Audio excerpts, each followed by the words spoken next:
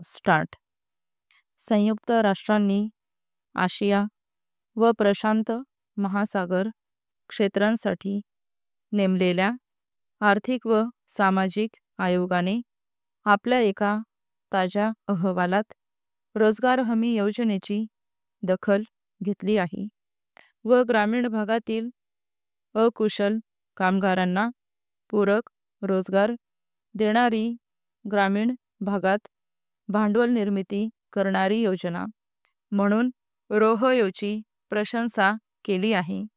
केवळ भारतातीलच नव्हे तर संपूर्ण आशिया व प्रशांत महासागर या संपूर्ण क्षेत्रांत अशा स्वरूपाची ही एकमेव योजना आहे असे शिफारस पत्रही संयुक्त राष्ट्रसंघ प्रणीत या अहवालात देण्यात आले आहे.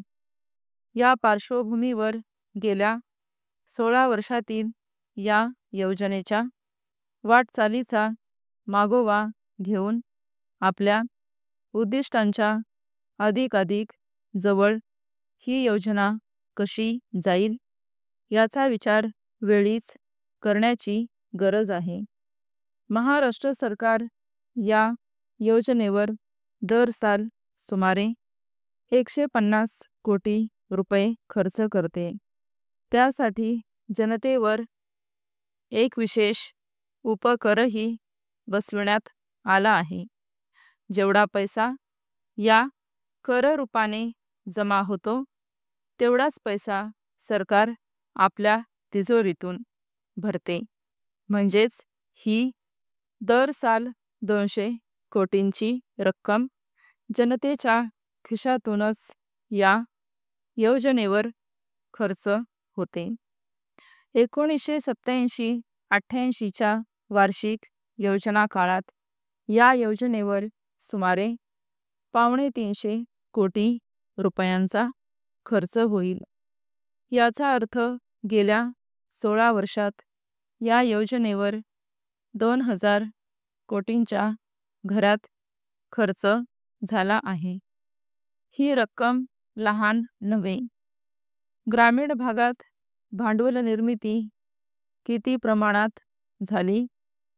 अन्य उद्योगात एवढे भांडवल गुंतवल्यानंतर त्यापासून किती भांडवल निर्माण होईल असा हिशोब या ठिकाणी मांडणे गैर आहे.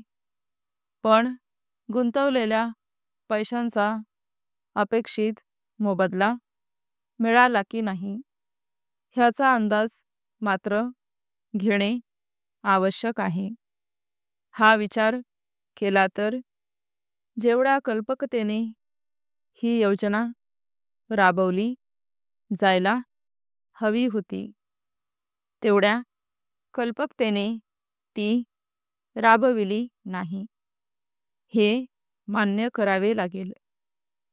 प्रारंभावस्थेतूनच केवळ अनुत्पादक कामे या योजनेखाली हाती घेण्याचा विचार केला गेला. ही कामे केवळ दुष्काळी मोसमातच घेतली गेली. स्टॉप.